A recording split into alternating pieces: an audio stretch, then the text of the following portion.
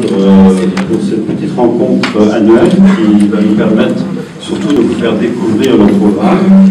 C'est toujours pour nous un grand plaisir d'être là et de vous montrer tout ce travail qu'on a préparé minutieusement depuis plusieurs mois. À notre table, nous avons M. Mohamed Metalsi, certains d'entre vous doivent le connaître, moi en tout cas je le connais bien, c'est aussi un ami, c'est l'ancien directeur des affaires culturelles de l'Institut du monde arabe à Paris, qui est venu donc dans vos terres, vivre à Fès, en tant que doyen de la faculté des sciences humaines et sociales et la faculté euro-méditerranéenne de Fès. Donc c'est M. Metalsi qui a préparé le forum pour cette année et qui nous présentera lui-même. Nous avons Aziz Al-Achab, qui n'est pas la peine de présenter, vous connaissez tous, qui participe à un certain nombre de créations au niveau orchestral et qui aussi bien sûr anime, comme chaque année, le grand festival dans la ville avec ses merveilleux concerts sur la place Bougelot et puis bien sûr aussi les nuits soufis qu'on retrouve tous les soirs à Dartazi. Je présente aussi Ramzi Agouredouane, arrivé ce matin de Ramallah, chef d'orchestre et musicien qui va diriger le grand orchestre, puisque cette année nous avons la chance d'avoir un grand orchestre, on va dire, marocain-palestinien, qui sera présent pour l'ouverture du festival Un ciel plein d'étoiles. Et maintenant M.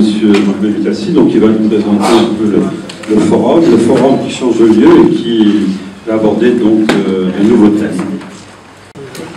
Mesdames, Messieurs, chers amis, bonsoir et je suis très heureux d'être parmi vous ce soir à Fès parce que je suis un nouveau Fès, ça fait 4 mois simplement.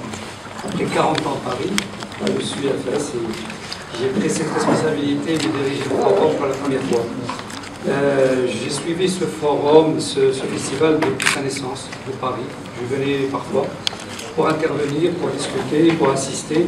Et ce forum a pris une dimension internationale. Il est apprécié à l'étranger, surtout en Europe, et peut-être même en Amérique du Nord. Cette année, le comité de pilotage, le comité d'organisation a choisi comme thème les femmes fondatrices. Très très beau sujet. Il fallait coller à ce sujet pour créer un thème de débat, un forum. Amener des personnes, des personnalités, des intellectuels, des penseurs, des spécialistes, pour émettre, exprimer leurs pensées, leurs opinions, que ce soit des écrivains, des écrivaines, des sociologues, des économistes, des politologues, des anthropologues, des cinéastes, des créatrices, pour parler, discuter, croiser des idées, sur des thèmes qu'on va décliner, je vais décliner tout de suite. C'est vrai que la condition de la femme, le statut de la femme est un sujet immense. C'est un sujet qui se pose non seulement au Maroc, dans le monde arabo-musulman, et dans le monde entier. Que ce soit dans les tribus amazoniennes, dans les forêts équatoriales, en Inde, en Chine, en Europe, dans l'Occident, en islam, partout. La femme a été toujours un objet de discussion, de réflexion. La femme elle-même a été une des... elle a défendu toujours son statut. Donc il fallait traiter le thème sur le plan théologique, religieux, bien sûr. Il fallait savoir qu'est-ce que les religions ont dit du statut de la femme, de la condition de la femme. C'est pour ça que nous avons consacré un débat sur les monothéismes et le statut de la femme. Donc les femmes qui vont parler, ce sont des connaisseuses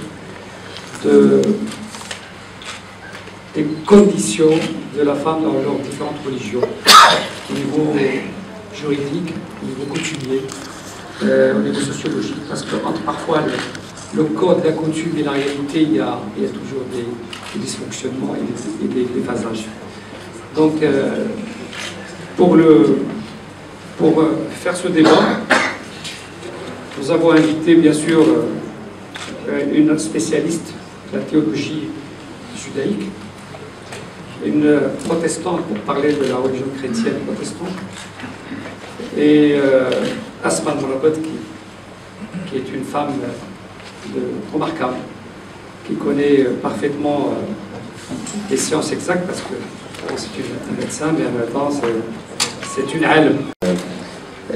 Merci pour l'invitation et de m'avoir permis de participer et partager la musique avec un peuple frère arabe que nous en Palestine on souhaite souvent avoir une relation beaucoup plus proche et plus régulière. Donc je suis très heureux d'être parmi vous et très heureux aussi de contribuer et participer à un tel spectacle, surtout qui parle de la femme, sachant que la femme pour moi est une des personnes les plus sacrées sur Terre. Voilà. Comme Alain l'a dit, en Palestine, on travaille. J'ai créé une association qui prend soin en fait d'ouvrir des écoles de musique et des conservatoires pour pouvoir enseigner la musique dans plusieurs villes palestiniennes et notamment dans les camps de réfugiés dont j'ai grandi moi-même. Moi, j'ai grandi dans un camp de réfugiés qui s'appelle Al-Amari, qui est juste à côté de Ramallah. Et ensuite, j'ai eu la chance d'obtenir une bourse pour aller étudier la musique en France, à Angers. C'est pour ça d'ailleurs que je parle français. Sinon, je n'aurais pas parlé français ce soir. Et lorsque Alain m'a proposé de participer et de vraiment venir et former ce petit orchestre palestinien, j'étais très heureux et puis inquiété à la fois, vu le nombre de femmes et d'histoires qu'il faut vraiment beaucoup chercher pour pouvoir présenter ces personnes. Mais c'est vrai que ça a été très enrichissant pour moi de découvrir toutes ces histoires de femmes qu'a cité Alain.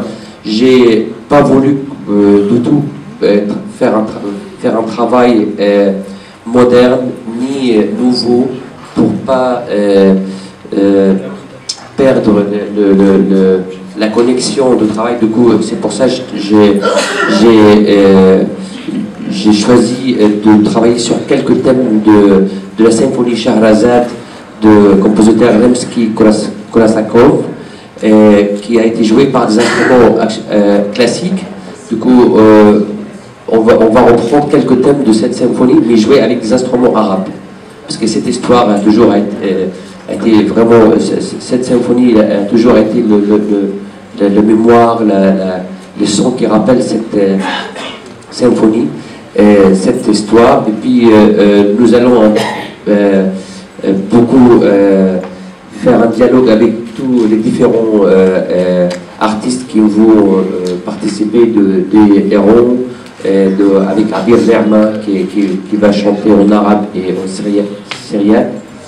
Et puis on a, ça fait 2 semaines, je rêve le rythme marocain parce qu'on a demandé de faire une composition sur Fatma al-Mehriya. Du coup, on a fait notre mieux pour que ça soit dans la tradition marocaine. Du coup, avec un ami qui est compositeur aussi palestinien, qui aime beaucoup la tradition, qui est très expert dans la culture marocaine. On a travaillé beaucoup pour pouvoir arriver à faire cette chanson sur Fatma, sur Fas et puis sur les femmes marocaines. Merci Ramzi, donc une très belle création vendredi 6, on espère tous vous retrouver. Alors pour évoquer aussi rapidement le reste du programme, Monsieur Zouiten, président du festival, qui s'excuse de ne pas pouvoir être là parce qu'il est en mission officielle à Abu Dhabi, a décidé à partir de cette année d'avoir un pays un peu vedette entre guillemets sur lequel on va mettre un accent particulier. Alors il se trouve que ça va être l'Inde cette année, ce qui me ravit moi-même, grand amateur de l'Inde donc du Maroc. Et nous aurons donc notamment une très belle création, on a beaucoup de créations cette année. ce qui fait très peur à nos directeurs techniques d'ailleurs, parce que ça demande beaucoup de travail et de préparation. Et nous allons avoir un magnifique spectacle qui s'appelle Durbar. Alors les Durbar, autrefois, c'était les grands rassemblements chez les princes et les Maharajas de l'Inde qui rassemblaient des grands artistes, des danseuses. Et nous avons donc une grande évocation qui va être présentée notamment par Denis Test et Edith Nicole qui travaillent aussi avec nous sur le festival. Donc nous allons essayer de recréer ces grands salons de musique d'antan où il y avait à la fois des baladins, des grands maîtres de la musique qui venaient. Et nous aurons une palette exceptionnelle d'artistes. Je peux vous garantir que vous aurez les plus grands, aussi jeunes artistes qui existent dans la musique classique indienne aujourd'hui. Aussi bien des gens comme Shashank ou Rakesh Chaurasia, qui est le neveu du fameux Chaurasia. Nous aurons des grandes familles de tabla d'artistes qui jouent de tabla venus de Kolkata, Calcutta. Nous aurons aussi ce qu'on appelle les Gharana, qui sont des écoles donc, de musique classique indienne, qui seront représentées chacune, certaines d'entre elles, pour ce spectacle. Nous aurons la présence aussi des poètes du Rajasthan qui vont venir aussi se mêler à cette soirée prestigieuse, où aussi se mêleront des danseuses Kathak, la fameuse danse Kathak, qui est précisément l'expression même du mélange entre les influences hindouisme, mogol et musulmanes de l'Inde du Nord. Voilà, c'est un magnifique plateau mis en scène que nous aurons donc le samedi, le lendemain, et aussi une très belle nuit qui sera proposée sur l'Inde, nuit de la Médina, où nous aurons une autre création qui s'appelle King of Ghosts, qui va être aussi très importante avec l'un des premiers films de Satyajit Ray, le fameux metteur en scène indien. Et là, nous retrouvons encore Aziz, qui a travaillé avec Soumik Datta, qui est un jeune joueur de Sarod émérite qui vit à Londres. Et nous aurons donc tout un ciné-concert, comme on dit, c'est le mot à la mode, orchestré par un orchestre marocain. Voilà. Ensuite, une très riche programmation. Alors bon, je ne vais pas vous dire tous les artistes parce que vous avez le programme sous les yeux. Dites-vous qu'une fois de plus, on a plus d'une quarantaine de pays présentés. On ira en Ouzbékistan avec Yodou Soudélia. On ira visiter Christine Salem, l'île de la Réunion. Nous allons retrouver Oumi Sangaré. Vous savez qu'on avait annulé l'année dernière le concert de Oumi Sangaré parce qu'on avait eu un problème d'orage.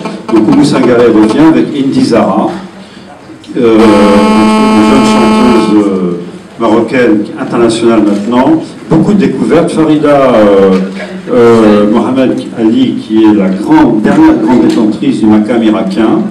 Donc beaucoup d'artistes arabes cette année, des chants venus du fond de la Perse, de l'Azerbaïdjan, de la Turquie. Alors on a voulu faire une journée spéciale soufie, ce sera le jeudi. C'est-à-dire que nous aurons que de l'aube à la nuit, on peut dire, que des ensembles soufis, aussi bien avec des femmes amazirs venues de la région de Tiznit, qui chantent aussi un répertoire soufi, jusqu'à une très belle autre création. Nous allons retrouver votre Mohamed Briwel, j'allais dire national, qui va jouer avec des derviches tourneurs venus d'Istanbul, de la confrérie, bien sûr, des Mevlevi. Voilà, beaucoup d'autres artistes aussi. Je vous laisserai le plaisir de découvrir ce programme. Je vais maintenant, alors on a deux surprises qui se rajoutent, il faut le dire. La première, nous avons rajouté, vous savez qu'on avait 3000 à Médina, toujours lundi, mardi, mercredi. Le lundi soir, en plus, nous aurons un concert de musique chinoise avec un ensemble de 25 personnes qui va venir à Valakina aussi se produire. Et une surprise, une grande vedette arabe qui s'est greffée au programme, qui fait que nous allons décaler, je crois, la soirée de Kalsoum, qui était prévue le vendredi au dimanche. Et ça, du coup, je vais donner la parole à Aziz, qui va nous présenter cette chanteuse, et aussi nous évoquer son programme. شكرا اخواني، مرحبا بكم، مرحبا بنا عندكم. حنا كنحسوا اليوم باننا في وسط ديالنا اللي دائما هي اللي كتساندنا وهي اللي كتوقف معنا، وطبعا الملاحظات ديالكم يمكن نزيدوا قدام او نصححوا اخطائنا اذا كانوا اخطاء. وباش نمروا ودون ان اطيل عليكم، كاين واحد السنه يعني كانت بعض الطلبات الجانب ولا بعض الملاحظات على الجانب العربي في المهرجان، واللي كنلاحظوا ان سنه بعد سنه كيكون الاقبال قوي على ديك لا فوديت او ديك لا سواري الغاب. والسنه اللي بدات يعني كانت لجنه المنظمه خدات قرار انها ضافت ليله اخرى عربيه بعد ما كنا كنكتفيو بليله واحده. والحمد لله السنه اللي فاتت يعني هذوك الليالي جوجهم لقاو اقبال كبير. هذه السنه كان تساؤل ولا بعد ما يعني كان الاقتراح ديال البرنامج كان تساؤل واش اننا رجعنا على العاده ديالنا اللي ما يخص النجمين العربيين مشنا الالحاح من الجميع. قررنا في اخر لحظه اننا نستضيفوا فنان عربي اخر. وبعد ما جرينا بعض الاتصالات والمشاورات خصوصا ان الثيم ديال هذه السنه مركز على المراه، اختارينا ان تشارك معنا امراه من الخليج واللي هي كتهتم بالجانب ديال المراه ودائما كتساند المراه، ونصب الاختيار ديالنا على الفنانه الاماراتيه احلام. ولهذا طبعا بعد ما شفنا الارتباطات ديال الجميع كان ان الامسيه ديال يوم الجمعه هي المناسبه في البرنامج ديالها، وان شاء الله غادي نستضيفوها كفنانه مرافقه اللي حتى هي غادي تكون كتساند الفنانه المغربيه ديالنا سميره سعيد. يوم الجمعه ان شاء الله كاين احلام، يوم السبت سميره سعيد، والبرنامج ديال كلثوم ديال دار الاوبرا اليوم الاحد. وبذلك تم تمديد يعني البرنامج بصفه عامه ديال البرنامج الى يوم الاحد.